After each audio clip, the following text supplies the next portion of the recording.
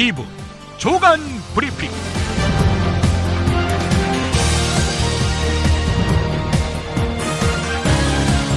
2016년 5월 14일 토요일입니다. 오늘은 정수장학회 보도 후회하냐고요? 라는 제목의 한겨레 최성진 기자의 칼럼을 소개하면서 시작하겠습니다. 최성진 기자, 지금은 언론노조 한겨레 지부장이죠. 한겨레 노조 위원장입니다. 최성진 지부장은 기자로서 정수장학회 지분 매각을 논의한 비밀 회동을 보도했다가 엊그제 대법원에서 유죄를 선고받았습니다. 칼럼 내용입니다. 저는 4년 전 바로 이 토요판 지면을 통해서 공개되지 아니한 타인 간의 대화를 엿듣고 녹음하고 보도했다면서 그동안 수사와 재판을 받았습니다.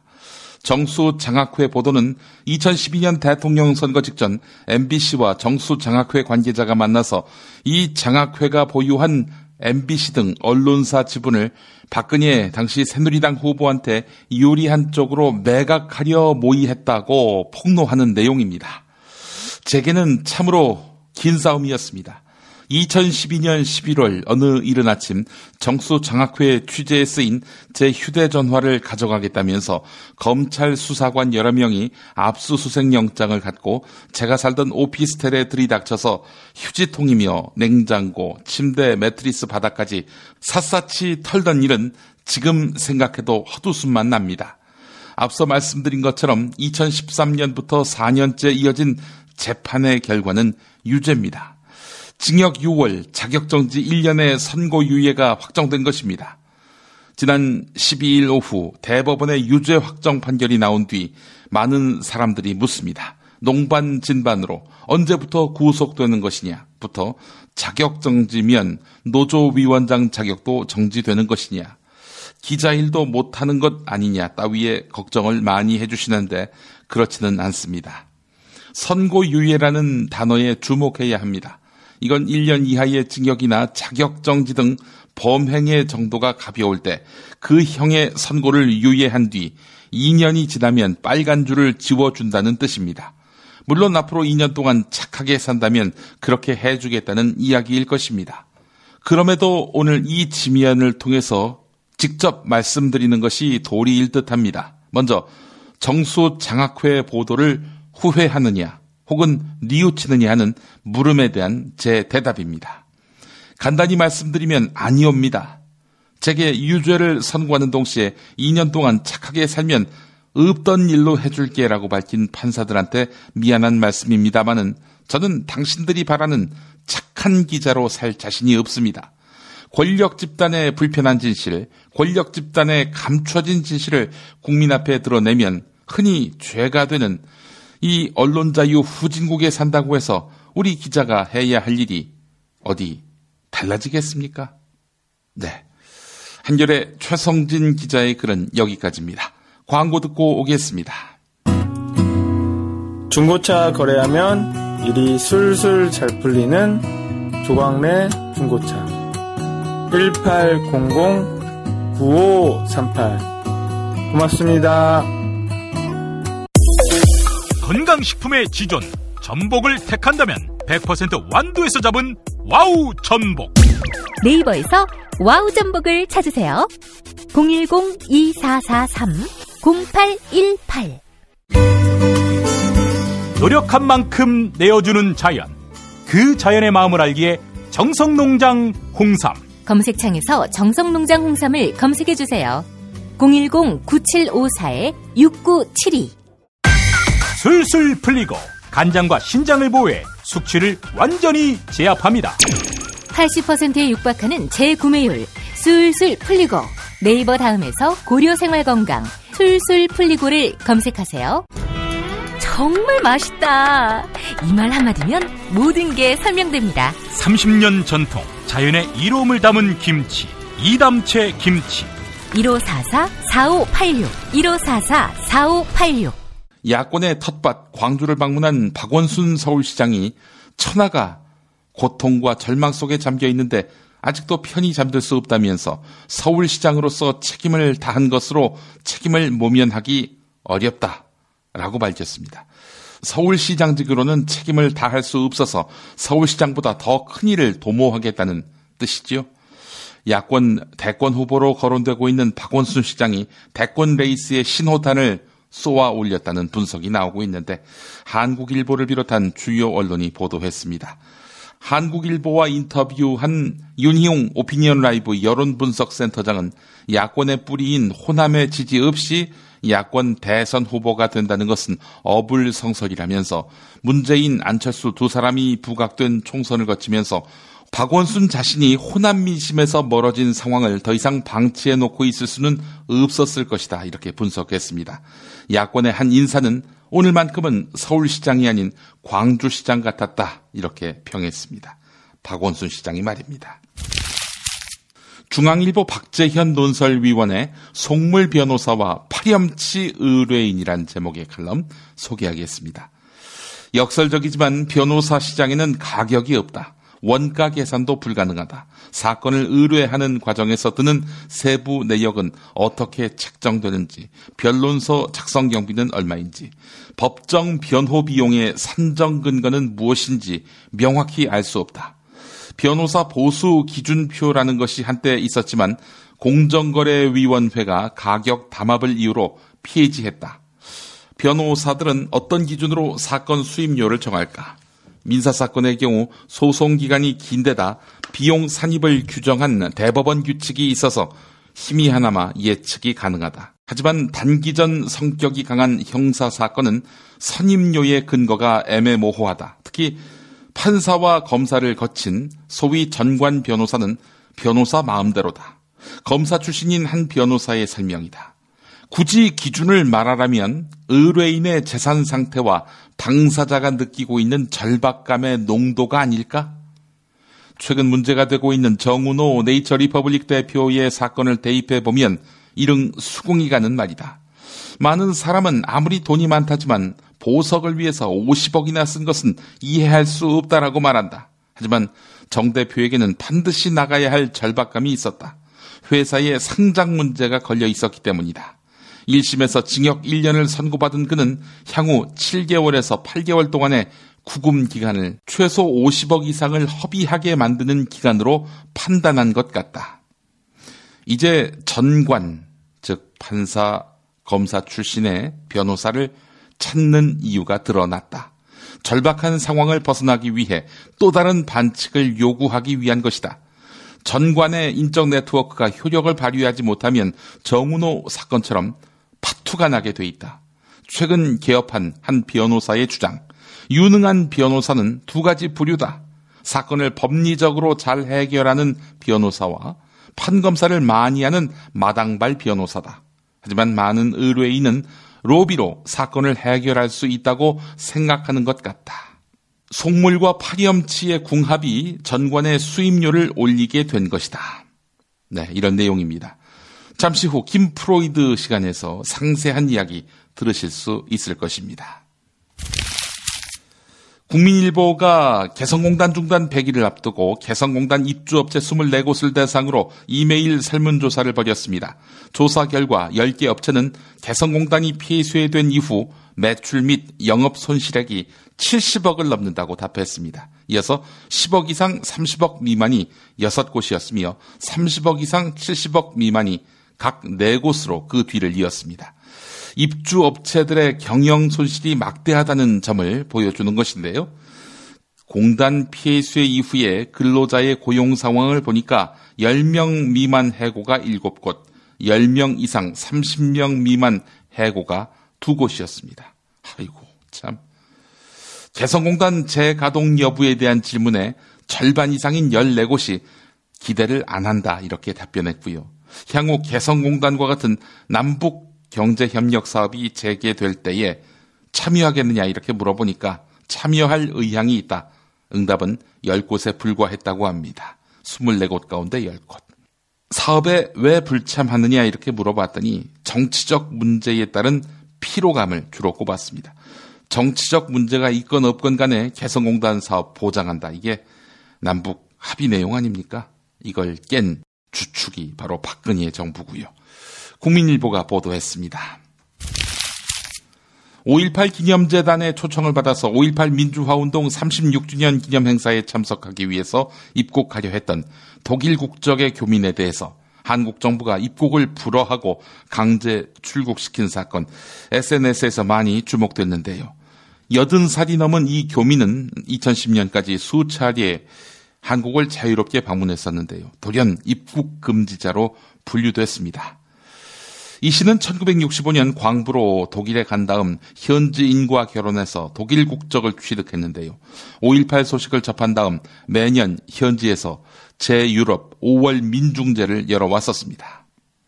이 씨는 그동안 1990년과 1994년, 2004년, 2010년에 한국을 방문했었습니다. 2004년에는 5.18 기념재단의 초청이기도 했습니다. 하지만 올해 이 씨의 입국을 막은 정부는 입국 불허 통지서에 사유로 입국 금지자 이렇게만 적었습니다. 왜 입국 금지자인가? 법무부한테 물어봤더니 국익에 반하는 행동을 했다 이겁니다. 근데 국익에 반하는 행동이 무엇이냐라고 했을 때 법무부는 제대로 밝히지 않았다고 합니다. 경향신문이 보도했습니다. 발전국가의 종말이라는 경향신문 칼럼 홍기빈 글로벌 정치경제연구소장의 글입니다. 지금 한창 뜨거운 시사 문제 몇 가지를 생각해보자. 세월호, 가습기 살균제, 해운 조선업 구조조정, 양적 완화, 판검사 전관 예우, 어버이 연합, 형제복지원. 이 사건들을 관통하는 공통의 문제가 있다. 바로 대한민국 국가의 낙후성이다. 단순히 공무원들의 기강해이나 정권의 도덕성 부재, 심지어 구조적 부패로 설명할 수 없는 훨씬 근원적 차원의 문제들이다. 지난 반세기 동안 유지되어 온 2차 산업혁명기의 발전 국가는 이제 내구 연한을 훌쩍 넘긴 노후 건물처럼 밑동부터 붕괴하고 있다. 이 사건들 만약 1970년대 혹은 1980년대에 벌어졌다면 별 문제가 되지도 않았을 혹은 쉽게 덮고 넘어갈 수 있는 문제들이다.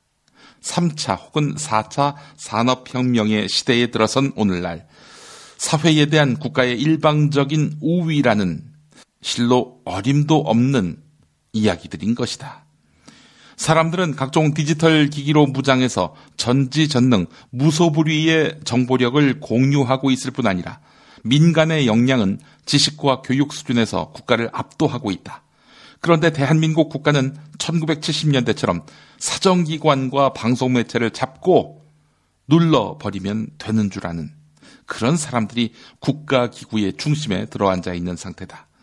지금 우리에게 필요한 것은 인공지능과 사물 인터넷만이 아니다. 낙후된 국가를 전면적으로 개조해서 21세기형 똑똑한 국가로 탈바꿈할 실천적인 구상과 시도가 필요하다. 네, 이런 내용이었습니다. 네, 광고 듣고 잠시 후 김프로이드와 만나보겠습니다. 술자리 많은 요즘 3차까지 달린 당신을 위한 필수품 전창걸의 새싹 땅콩차. 이제 속쓰림은 잊으세요. 070-8635-1288 070-8635-1288 수면 무호흡, 심한 코골이 이제 걱정 마세요. 여행, 군생활, 찜질방에서도 확인된 코골이 방지기구 코골이 119 1566-0783 1566-0783 참치의 맛은 좋은 참치가 좌우합니다. 구이동 대양 참치가 그렇습니다. 무한 리필에 더한 무한 감동 직접 경험해보세요.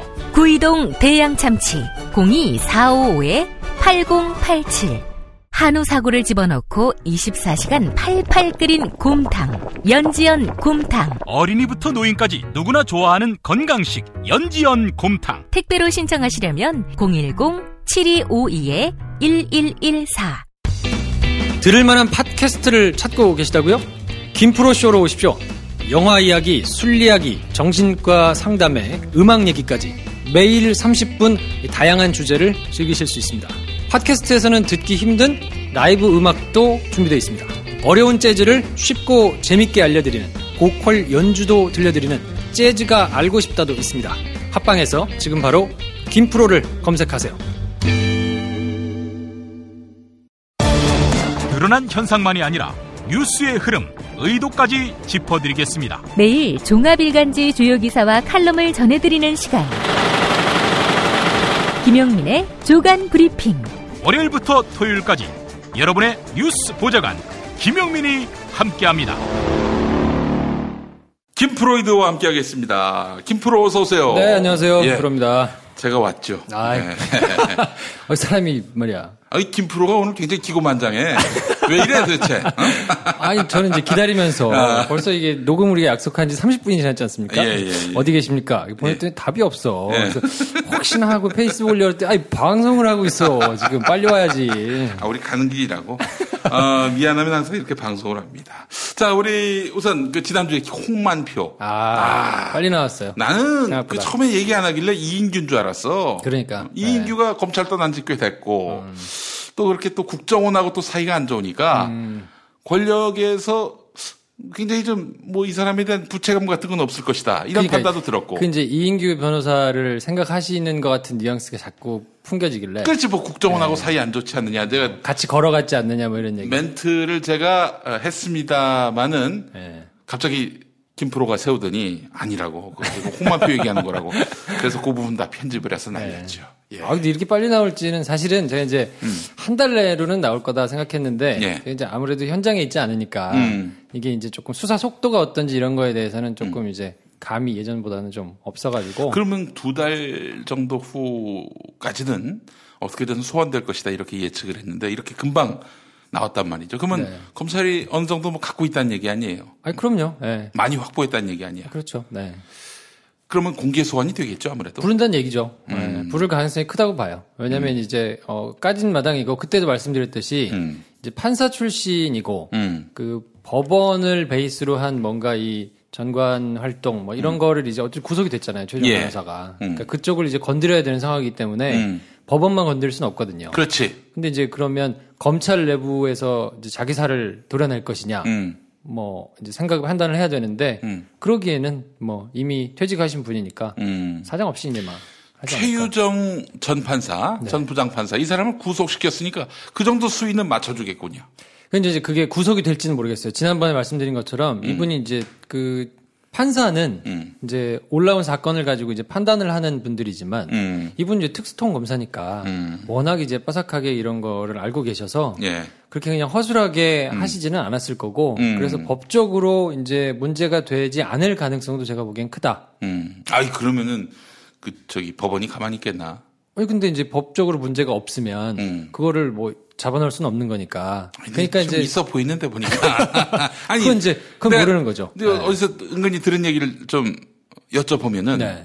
지금 그게 91억도 지금 뜨악하고 입이 벌어져서 다물어지지 않지만 91억이 전부일까?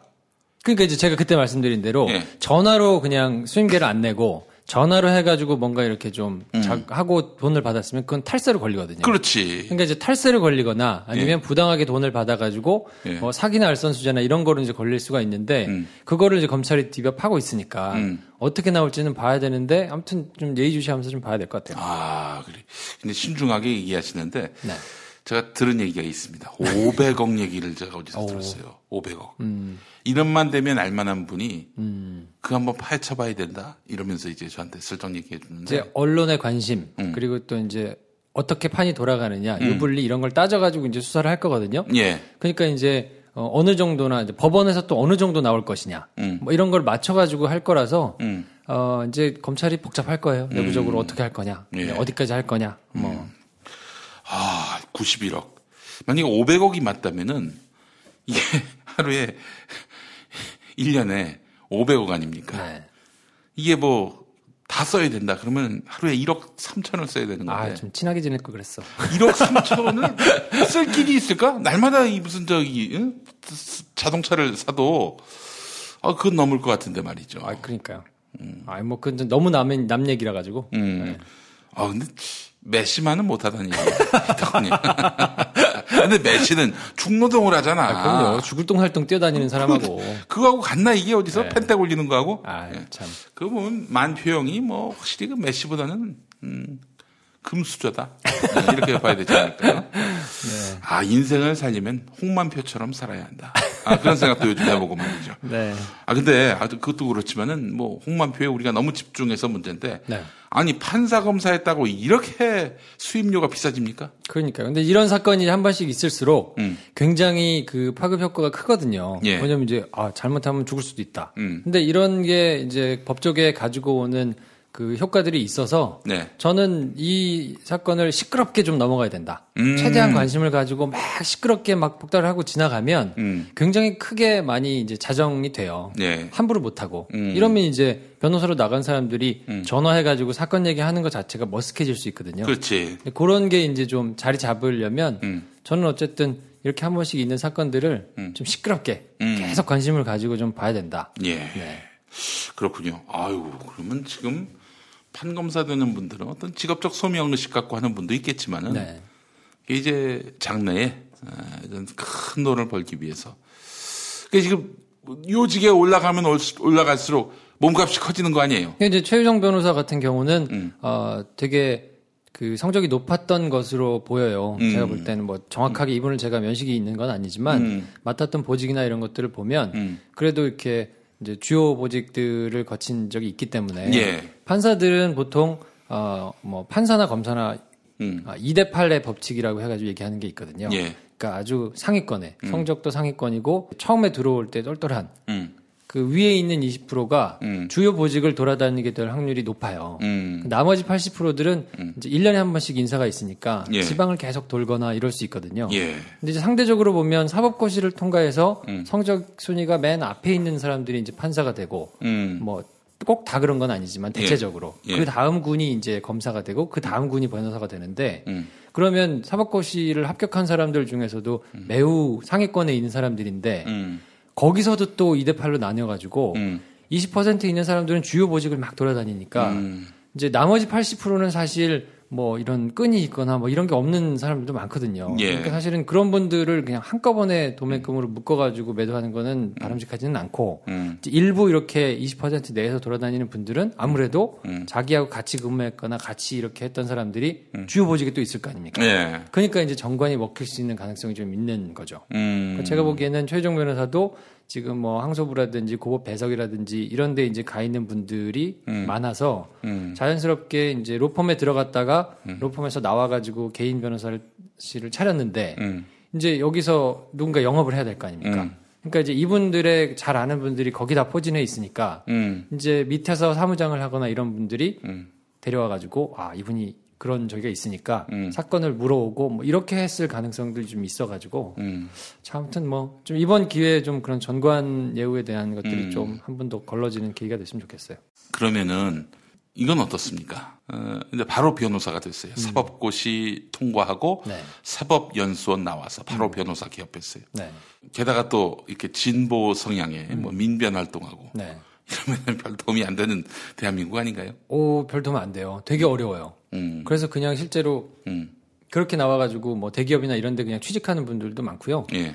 가면 그때 말씀드렸지만 그냥 아무것도 없는 사람이 받는 착수금이 500만 원이에요, 기준이. 500만 원 해서 그 이후에 이제 뭐 사건의 결과에 따라 가지고 이제 조금씩 받는 건데 성공 보수금 뭐 이런 거. 그렇죠. 예. 근데 성공 보수금도 뭐 착수금이 500만 원이니까 뭐 얼마나 예. 크겠습니까? 그러니까 여러 사건을 받아가지고 죽을똥살똥 뛰어다녀도 쉽지 않은 사실은 상황이기는 해서 예. 이렇게 막 20억, 뭐 50억, 뭐 이렇게 이제 막 착수금을 20억 받고 뭐 이런 거는 그냥 변호사들 입장에서도 깜짝 놀랄 일이기도 해요, 사실. 이 부익부 빈익빈이 엄청나겠군요, 그럼. 그렇죠. 네. 그렇군요.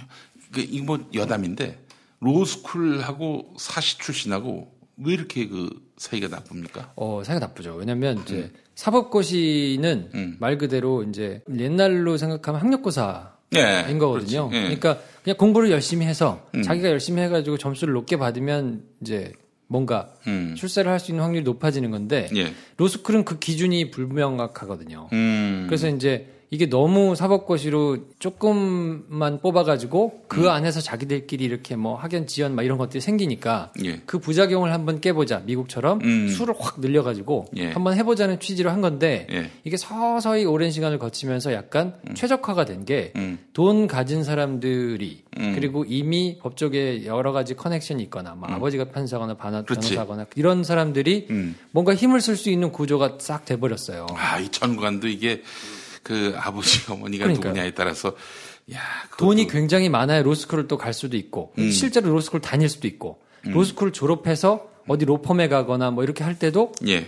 뭔가 그냥 객관적인 기준이 없으니까 결국에는 힘 있고 빽 있는 사람들이 그 법조계로 들어갈 수 있는 가능성이 높아져가지고 그런 부작용도 사실은 좀 있고요. 그러니까 이제 사시 출신들과 로스쿨 출신 사람들은 또 각자 입장에서 보면 아니 사시 출신인 게 뭐가 대단하냐. 우리는 이렇게 뼈 빠지게 공부해가지고 돈도 많이 내고 됐는데 아니 우리가 잘못한 건 제도가 바뀐 건데 그렇지. 라고 생각하면서 사시 출신들에 대해서 적개심이 있고 사시 출신들은 이제 그런 선입견이 있죠 또. 아니 뭐 돈 많고 뭐 빽 있는 사람들이 우리는 열심히 공부해가지고 된 건데 아니 알고 봤더니 뭐 다 아버지 어머니가 뭐 훌륭한 이렇게 높은 사람들이어가지고 이게 뭐냐라고 이제 생각할 수 있거든요. 거기서 오는 알력들. 그래서 지금 아직 그게 명쾌하게 정리가 안 된 상황이기 때문에 계속 그 오는 막 갈등들이 계속 있어요 지금. 이 원래대로라면은 사시 없애고 없어져야 되는데. 그리고 이제 로스쿨만 두는 걸로 돼 있는데 여기에 강력하게 저항하고 있는 거 아닙니까? 그렇죠. 근데 그걸 나쁘다고만 할 수 없는 게 제도 자체가 그렇게 아까 말씀드린 것처럼 변했기 때문에 예. 그것이 꼭 좋다라고만 얘기할 수도 없는 상황이 돼버렸어요. 오히려. 만약에 사시가 없어지면은 네. 판검사는 어떻게 임용을 합니까? 그러니까 이제 그 로클럭이라 그래가지고 이제 어느 정도 법적 경력이 있는 사람들을 해가지고 뽑겠다는 게 있는데 예. 그렇게 되면 아까 말씀드린 대로 아버지가 유력한 사람이거나 뭔가 백과 끈이 있어서 로펌에 가가지고 이렇게 그 경력을 쌓은 사람이 아니면 판검사가 될 확률이 굉장히 줄어들 수도 있거든요. 그러면 일단 우선은 다 변호사를 이렇게 개업을 하고 그런 다음에 경력과 뭐 활동 이런 것들을 보고서 검사 판사로 이제 임용하겠다. 왜냐하면 옛날에는 사법고시 성적이 있고 예. 사법연수원에 2년 들어가서 사법연수원 성적이 있어요. 예. 그러니까 사법고시 성적과 사법연수원 성적을 합쳐서 그 성적대로 아까 말씀드린 2대8로 나뉘어지는 거예요.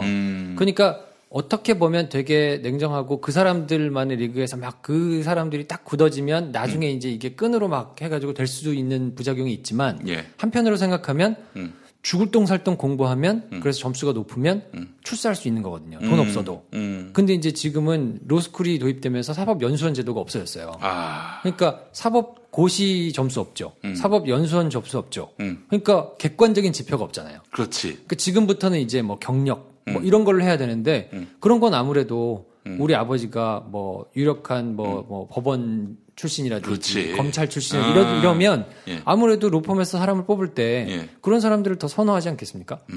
그렇게 되면 그런 사람의 자제들이 등용될 수 있는 가능성이 넓어지기 때문에 그거에 대한 부작용도 굉장히 심각해요, 사실은. 개천에서 용나는 가능성이- 구조를 없애버리는 건데, 근데 이 로스쿨 제도를 도입한 정권이 노무현 정권 아닙니까? 그러니까 노정권에서는 예. 이런 취지로 도입한 거는 아니란 말이에요.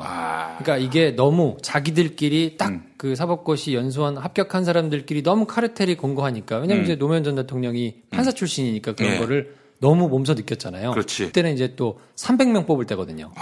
그러니까 이제 사법고시에서 300명 뽑아가지고 자기들끼리 다 해먹으니까 예. 이건 문제가 있다 해서 많이 뽑자 해가지고 도입을 했는데 이게 정권도 바뀌고 시간이 쭉 지나오면서 자기들끼리 이제 그 안에서 막 바꾼 거예요. 조금씩 바꾸다 보니까 결국은 현대판 음서제가 돼버린 거예요. 그러니까 의도는 좋은 의도로 출발했는데 예. 나온 결과물이 오히려 부작용이 훨씬 커져버린 게 돼가지고 사실을 없애는 게 오히려 지금 상황에서는 굉장히 더 부작용이 클 수 있어서 그래서 지금 일단 스톱을 시킨 거거든요. 예. 그러니까 지금 이거는 잘 풀어야 되는 문제인데 일단 관심을 계속 가지고 누군가 계속 지켜봐야 되는데 복잡하니까 그냥 자기들끼리 밥그릇 싸움 하나보다 이렇게 생각하고 그냥 만 경우들이 있어서 그거는 좀 저희가 좀 생각을 많이 해야 돼요. 이건 어떨까요? 로스쿨을 졸업한 사람에게만 네. 사법고시를 볼 자격을 주는. 그러면 안 되죠. 그러면 안 왜냐면 되나요? 돈이 많아야 로스쿨을 간다니까요. 로스쿨 비용을 확 줄이고.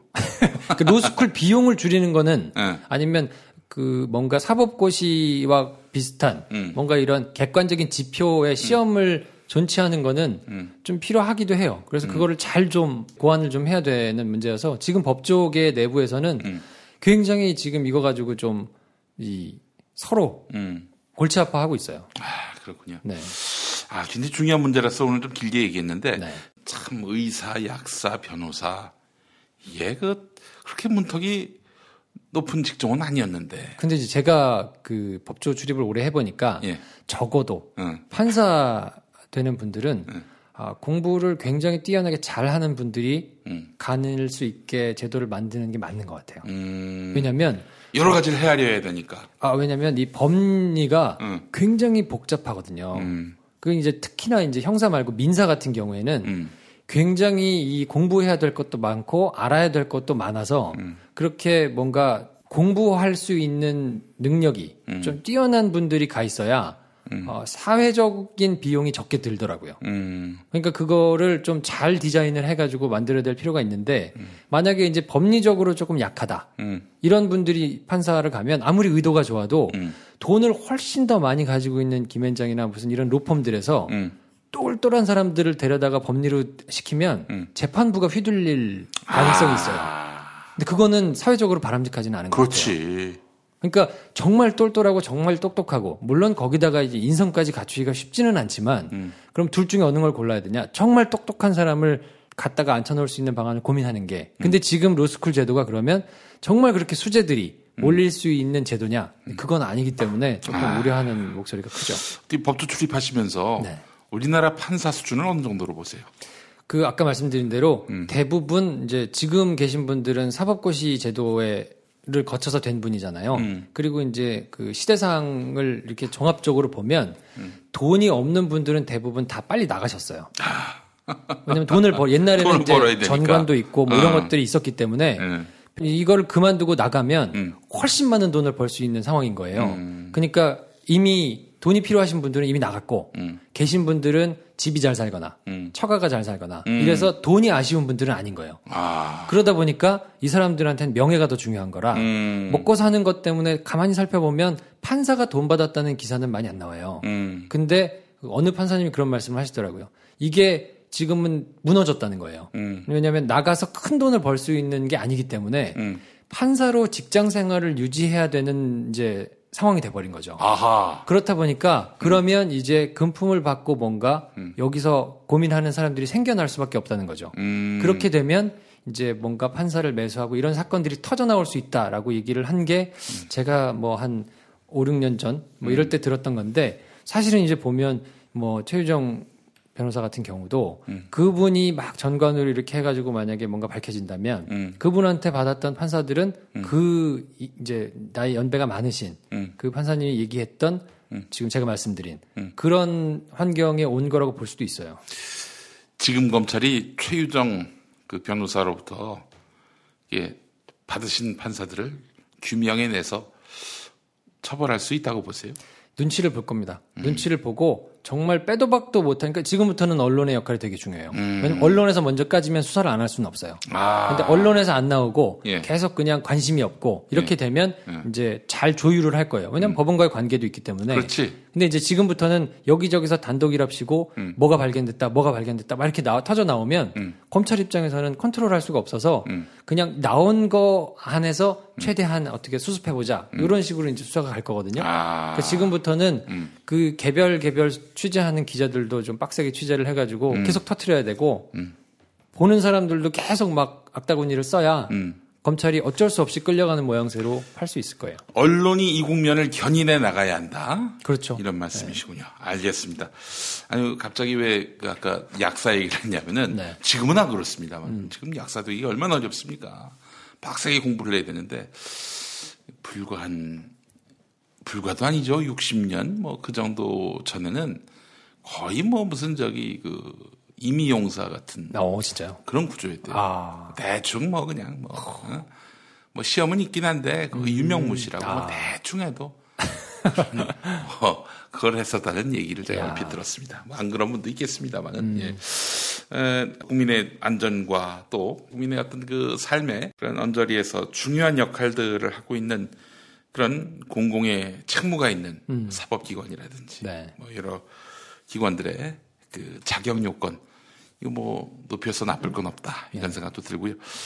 근데 최유정 변호사는 좀 놀랍습니다. 그러니까요. 저도 깜짝 놀랐어요. 그 팔을 물어뜯고 뭐 이렇게 20억 돌려달라니까 예. 수임료를 줬던 거 이제 돌려달라. 아니 그게 그러니까 아니라 이제.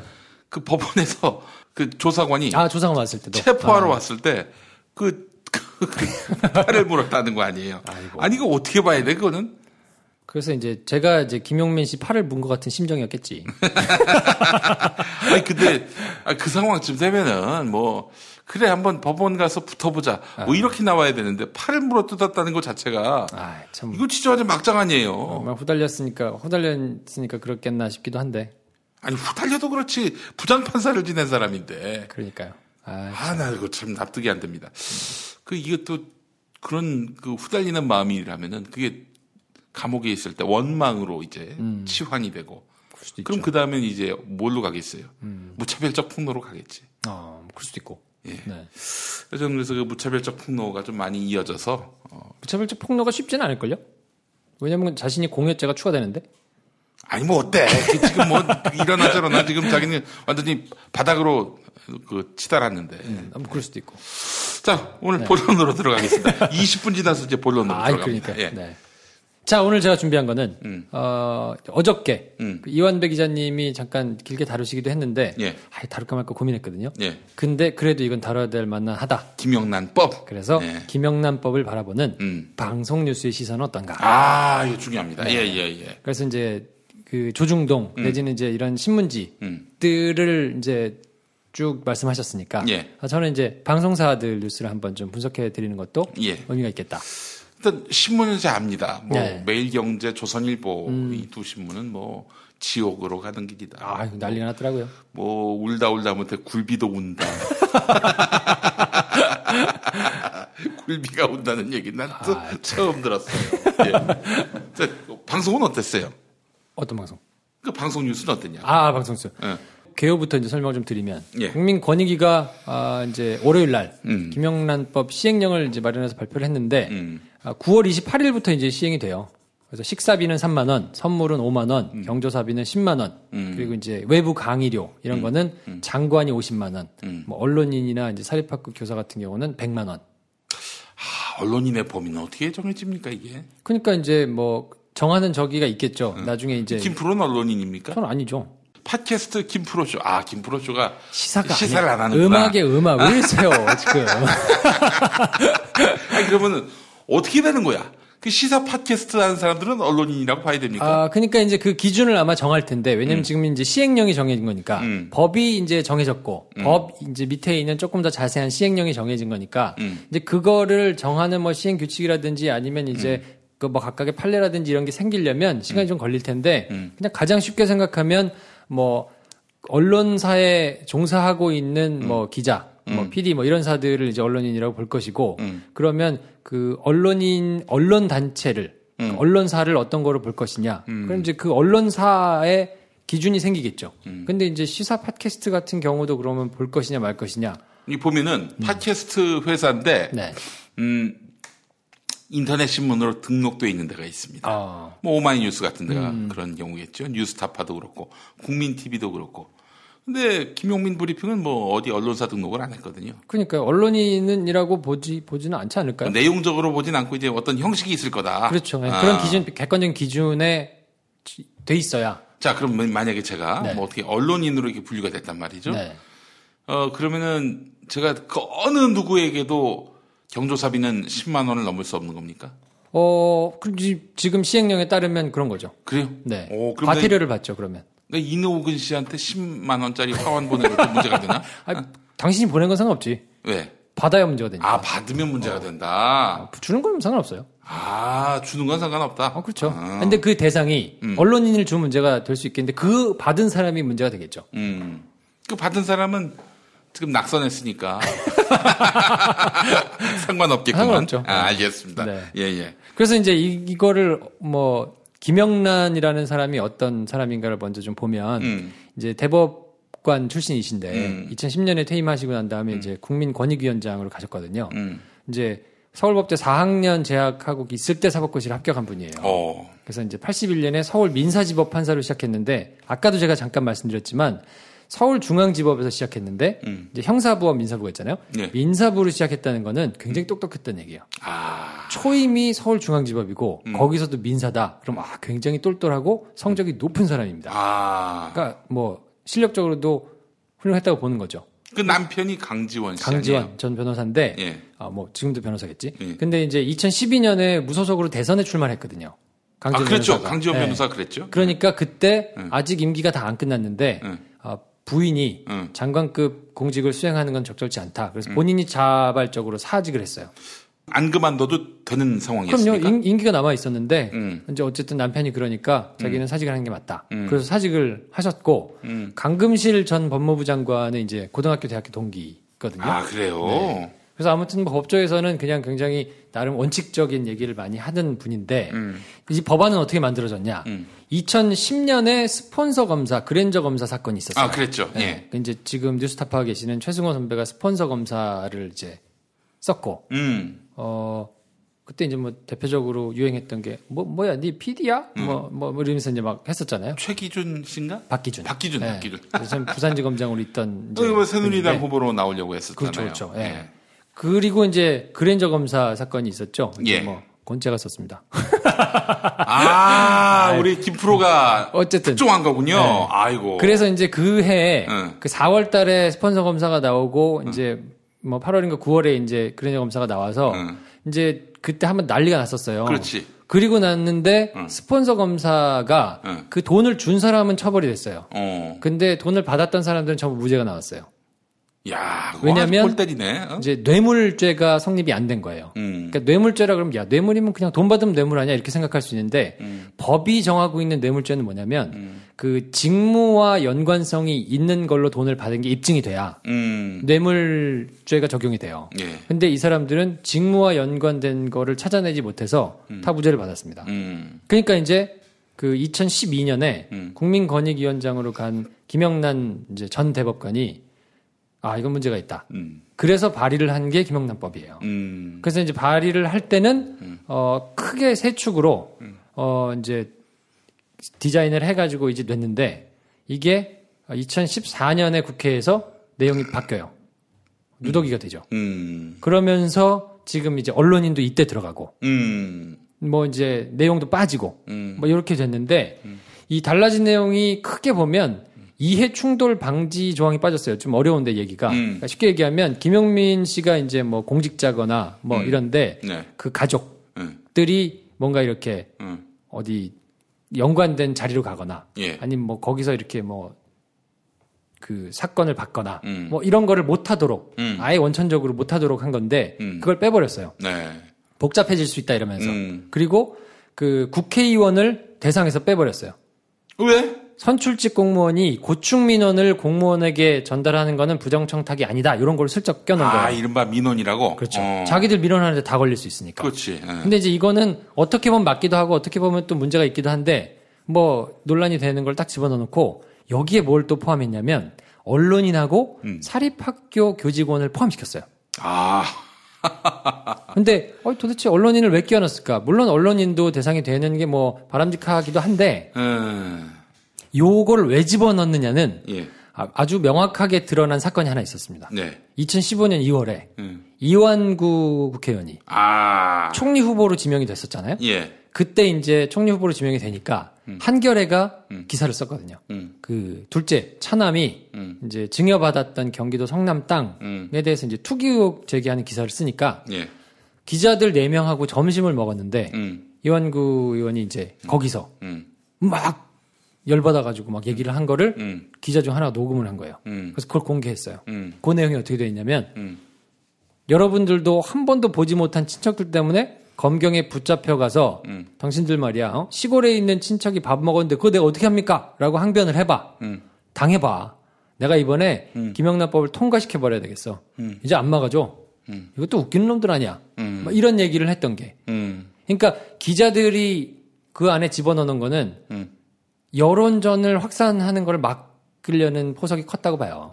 왜냐면 니네들도 있으면 니네들도 밥 얻어먹고 선물 받으면 걸리는데 할래? 그러니까 여론이 해야 된다고 푸시를 못하는 상황이 된 거죠. 그리고 이게 계속 묵혀가지고 쭉 오다가 이제 박근혜 대통령이 이제 이거를 2014년에 이제 이거 좀 해주시라고 이제 넘기니까 국회에서 받아가지고 이제 그렇게 장치를 넣어놓고 그냥 뭉개고 있다가 기자들 만나가지고 불만을 토로한 거예요. 내가 당신들하고 우리하고 한 배 탔는데 말이야. 지금 통과 안 시키고 있는데 내가 통과시킨다? 그러다가 이제 이게 까진 거죠. 그래서 통과가 되고 나니 이제 언론인 포함됐다고 이제 막 죽을 상을 쓰면서 처음에는 크게 반발하지는 않았어요. 왜냐면 또 여론이 또 그렇잖아요. 크게 지지했으니까. 욕 많이 먹었거든요. 그러니까 이제 뭐라고 하지는 못하는데 이제 시행령이 딱 만들어지고 나니까 방송 뉴스들은 어떻게 보도했냐. 당일날 제일 발끈한 건 MBC입니다. 탑으로 세 꼭지를 보도했어요. 일단 첫 꼭지에서는 뭐 3만 원, 5만 원, 10만 원 뭐 이런 게 정해졌다라는 걸 드라이하게 팩트를 딱 던지고 그 다음에는 현장에 가요. 고깃집, 횟집, 백화점 이런 데 가가지고 아 이거 문제 많다. 현실성이 떨어진다. 뭐 이러면서 가고 그 다음에는 이제 헌재에서 위헌 여부를 지금 문제가 많아서 뭐 심사하고 있으니까 결론이 나오면 굉장한 논란이 예상된다. 이러면서 대대적으로 잘못된 것이다라는 인식을 심어주기 위해서 전반적으로 부정적이에요. 톤이. 네. 그리고 KBS는 이제 두 꼭지를 했는데 조금 17번째, 8번째니까 순서는 그렇게 높지는 않지만 굉장히 길게 보도합니다. 심지어 두 번째 꼭지는 3개의 리포트를 하나로 묶어서 이거를 거의 4분 50초, 5분에 가깝게 보도해요. 아, 기자 셋이 이제. 그렇죠. 누가 보도합니까? 이제 뭐. 한 꼭지 안에 다. 이슈앤뉴스 뭐 이런 걸로 딱 해가지고는 기자가 3명이 연달아 나오면서 리포트를 하니까 실질적으로는 4꼭지를 한 셈이에요. 근데 여기서는 이제 부정적인 영향이 있을 수 있다는 내용을 한참 방송해요. 막 현장 포함해가지고 막 인터뷰도 3명씩 하고. 근데 긍정적인 영향이 있을 수 있다는 건 한 줄. 근데 한편. 뭐 긍정적인 영향이 있을 수 있다는 얘기도 있습니다. 그러니까 결과적으로는 탐탁지 않다는 거죠. 예. 전체적인 기사의 톤은 이제 법 자체가 문제의 소지가 좀 많다. 뭐 이러면서 이제 부정적으로 좀 전하고 재밌는 거는 SBS가 당일날은 6번째 꼭지로 한 꼭지로 보도를 해요. 그냥 뭐 비교적 드라이하게. 근데 뉘앙스는 대체적으로 조금 부정적이고요. 뭐 한의협회 전무가 뭐 나와가지고 4천억 정도 손해 본다고 막 이러면서. 그리고 이제 5만 원 내에서는 뭐 선물해도 된다는 취지로 느껴진다 이러면서 이제 사립학교 교원 또 뭐 인터뷰도 하고 뭐 이랬는데 신기한 게 KBS, MBC는 그 당일날 이렇게 발끈하면서 막 3꼭지, 4꼭지를 막 이렇게 묶었는데 SBS는 그날은 한 꼭지를 하고 지나갔는데 그 다음날 조선일보의 그 문제 한우 이런 기사들이 막 조중동이 막 난 거예요. 그거를 보고 아 우리가 좀 미진했나라고 느꼈는지 그 다음날 6번째, 7번째 꼭지로 2꼭지를 하려 해가지고 한 번 더 합니다. 네. 내용은 뭐 대동소이해요. 뭐 유통업체, 식당, 농가 충격이 예상된다. 뭐 그래서 어쨌든 모두가 다 우려된다, 뭐 논란이다 이런 게 전체적인 논조고. 통상 그런 기사에는 그렇게 한쪽 편으로 좀 썰리더라도 한두 줄이라도 하지만 이에 대해서 뭐 짓지 않은 견해도 있다. 이런 식으로 슬쩍 한번 넣어줘도 좋지 않나요? 그렇게 넣었어요. 근데 이제 거기서 살펴볼 건 뭐냐면 그 얘기는 심리를 들여다보면 싫다는 얘기예요. 만약에 좋다고 자기들이 지지하는 내용이면 거꾸로 배치합니다. 그렇지.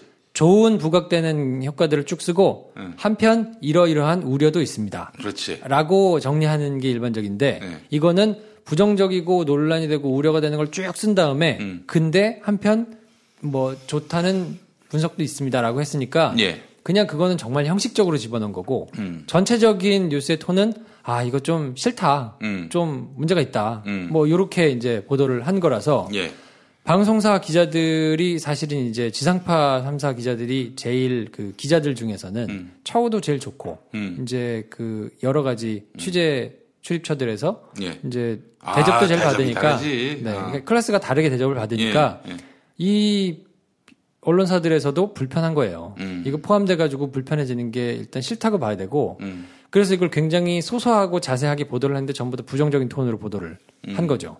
근데 이제 재밌는 거는 KBS 뉴스를 보다 보니까 미처 제가 보지 못했던 사실을 하나 발견했어요. 그 저희가 이제 몇 주 전에 보도국장님들이 청와대 들어가셔가지고 이런저런 얘기했다는 걸 가지고 얘기 한번 했잖아요. 예. 이때 그 얘기를 했더만요. 우리 박근혜 대통령 각하가 만난 자리에서 아이 문제가 있다. 내수 침체가 우려된다라는 얘기를 전달을 하셨더만요. 기자가 편집국장이 보도국장이 누군지는 모르겠으나 그래서 KBS 뉴스를 보다 보니까 그 박근혜 대통령이 지난달 이제 간담회에서 내수 위축이 우려된다며 국회 차원의 재검토를 요청했다라는 기사가 한 줄 들어가 있더라고요. 근데 이거는 뭐 대대적으로 보도되진 않았었거든요. 그러니까 국장님들이 가셔가지고 이거 조금 문제 있어요. 그러니까 대통령이 이걸 받고 2014년에는 이거 꼭 뭐 부패 척결을 위해서 꼭 해야 됩니다. 국회에다가 얘기를 했었는데 다시 한번 재검토를 해달라고 또 얘기를 한 거예요. 그러니까 이 조명은 받지는 않았지만 약간 어처구니 없는 일인 거죠. 오호. 그렇다면은 박 대통령의 정확한 의중은 뭐예요, 그러면?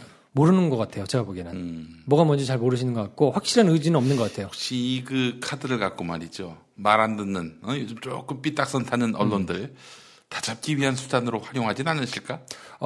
그건 알아야 활용을 하죠. 제가 볼 땐 그렇습니다. 아니, 진짜 예를 들면은. 그거를 활용할 수 있다는 사실을 모르시는 것 같아요. 이완구 말대로 진짜 한번 엿먹이를 의도를 갖고, 뭐, 그렇게 한다든지. 뭐, 공작을 하려고 하면 얼마든지 할 수 있을 것 같은데? 근데 그거를 그렇게 치밀하게 생각하고 뭔가 카드가 될 수 있으니까 쥐락펴락 해야겠다라는 생각을 못 하시지 않을까. 언론인을 포함시킨 사람은 누굽니까? 정치인. 그거는 제가 찾아봐야 되겠는데 국회 누구한테서 그게 포함됐는지는 모르겠어요, 솔직히. 근데 어쨌든 국회에 가서 국회에서 바뀐 건 맞아요. 그러니까 애초에 김영란 그 전 국민권익위원장이 이거를 언론인까지 다 해가지고 디자인한 건 아니에요.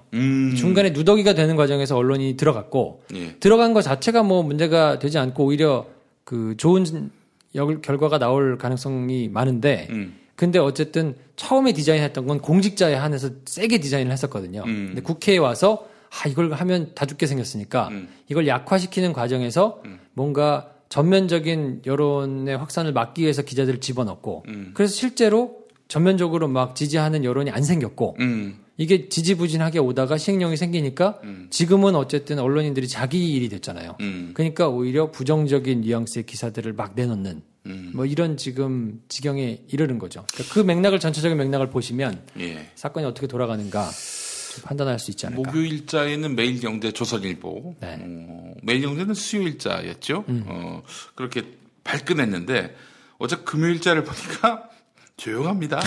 왜 그럴까? 양심이 있는 거죠, 이제. 욕을 바가지로 쳐먹어가지고 그런 거 아니겠어요? 여러 번 할 수 없는 거죠. 왜냐면 말을 쉽게 정말 풀면 이걸로 내수가 흔들릴 정도면 아니 그러면 여태까지는 다 비리로 먹고 살았다는 거예요? 그렇지. 그 말이 되잖아요. 그렇지. 말이 안 되는 거죠.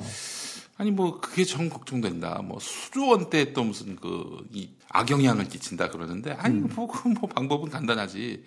한 이틀 더 쉬면 될 거 아니에요. 쉬는 날만 쉬는 날 하루에 뭐 몇 조의 그 뭐 무슨 경제 효과가 난다고 하니까 아니면 저 중동 한번 더 갔다 오시든지. 실제로 그러니까 그 주변에 무슨 뭐 청사 주변에 뭐 이런 데 있는 음식점들 뭐 이런 데서는 실제로 타격을 받을 거예요. 근데 그거를 우려해가지고 전체적인 거를 결정 못한다는 거는 다시 재고해야 된다는 거는 그건 문제가 있는 거라고 봐요. 오늘 아주 중요한 말씀을 해주셨습니다. 이거 확실히 이렇게 짚어주니까 쫙 보여요. 그리고 참, 제가 어제 방송을 들으면서 생각을 한 게 있는데, 이제 이완배 기자님이 연배가 좀 있으시잖아요. 그래서 이제 그 말씀하신 것 중에 지금하고 조금 달라진 내용들이 있더라고요. 보완해서 말씀해 주시죠. 그래서 그게 뭐가 있냐면, 이제 설명하시는 중에 경찰 출입을 하실 때 룸사롱 커넥션 말씀을 하셨어요. 네, 그리고 이제 고스톱 친다. 뭐 이런 얘기 했는데 그거는 옛날엔 실제로 있었더라고요. 얘기를 들으니까. 근데 이게 지금은 룸사롱 커넥션이 없어졌는데 요게 사건이 있어요. 2009년에 강남서에서 이제 이렇게 뭐 거기 이제 룸사롱들이 많으니까 그 나름대로 이렇게 생활 질서계에서 이제 보통 단속을 하거든요. 그러겠지. 거기하고 이제 연루가 됐던 경찰들이 문제가 돼가지고 그 경찰 600명이 한꺼번에 물갈이가 확 된 적이 있어요. 전부 다 바뀐 거예요. 그때를 기점으로 해가지고 그 경찰들이 룸사롱에서 공개적으로 그 전에는 막 경찰들이 이제 자기가 관리하는 잘 아는 이런 룸사롱 가가지고 뭐 그냥 술값이라 그러고 몇만 원만 내고 막 먹고 이런 게 있었거든요. 몇만 원짜리 룸살롱. 근데 그때 600명이 한꺼번에 바뀌면서 그게 물론 뭐 개인적으로는 지금도 없을 수는 없겠지만 굉장히 그게 한번 싹 없어졌어요. 그리고는 경찰청에서 뭔가 이렇게 사람을 바리바리 모아가지고 룸사롱을 간다거나 하는 게 없어졌어요. 룸사롱에 간다는 건 한마디로 가서 거기 그 룸사롱 종사하는 여 종업원들하고 잠자리까지 갔다.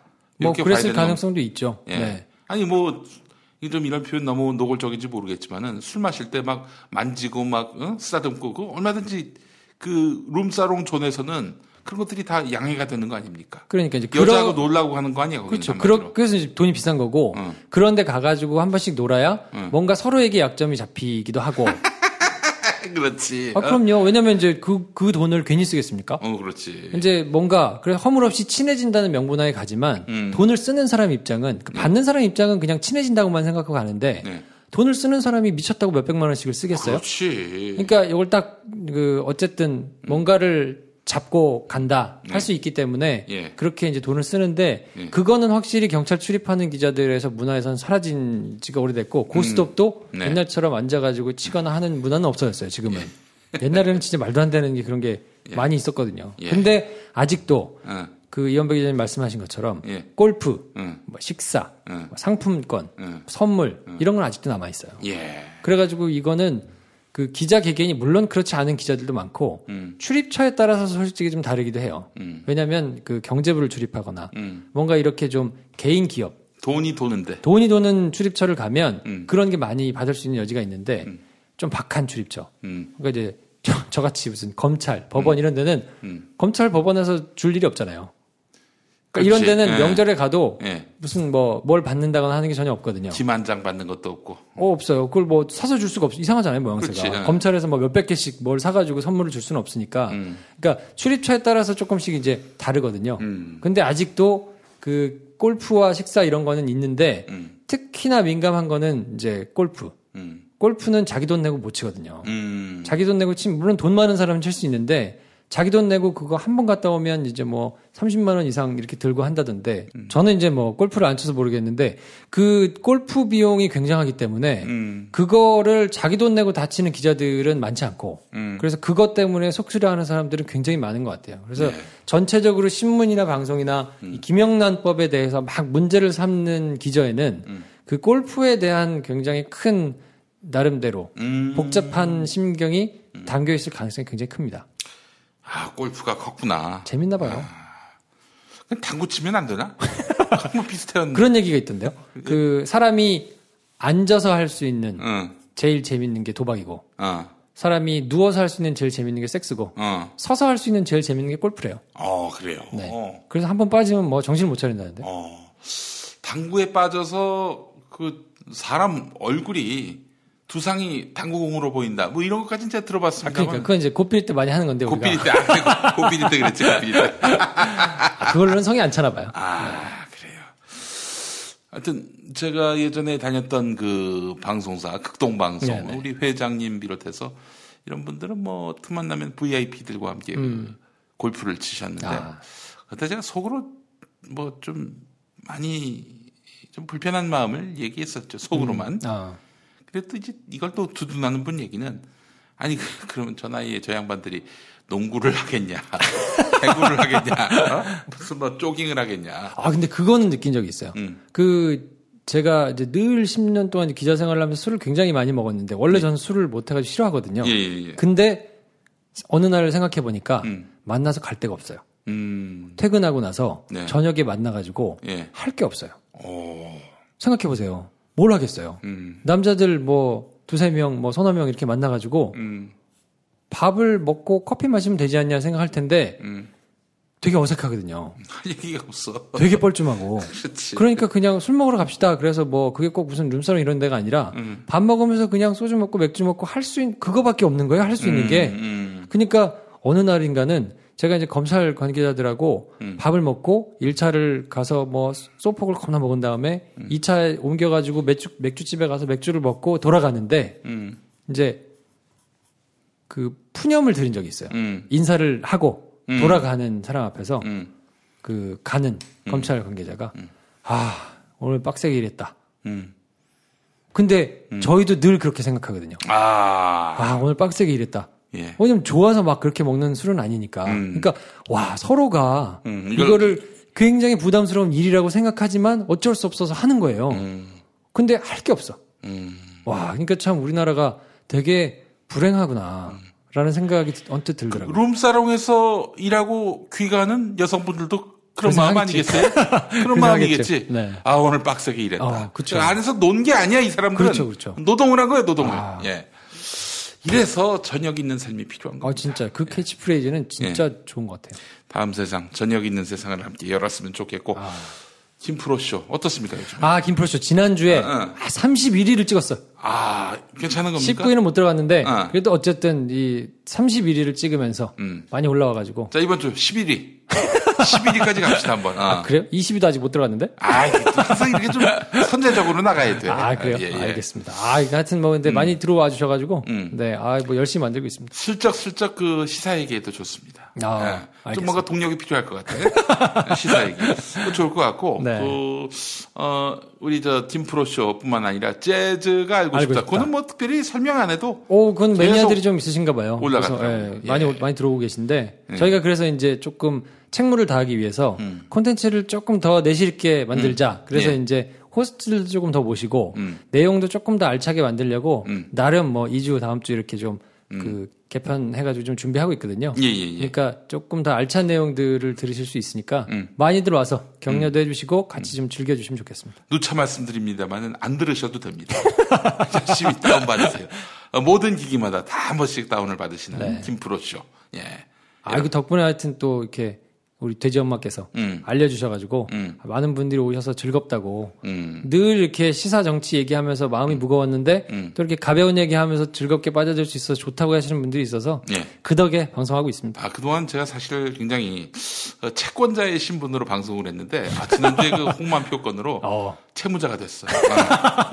사랑이 미쳐졌습니다. 자, 다음 주에 또 우리 김프로 만나도록 하고 일주일 동안 우리 김프로 목소리 김프로쇼에서 끊임없이 만나시기 바라겠습니다. 네. 자, 김프로이드하고 조간 브리핑 마무리하겠습니다. 고맙습니다. 네, 다음 주에 뵙겠습니다. 예.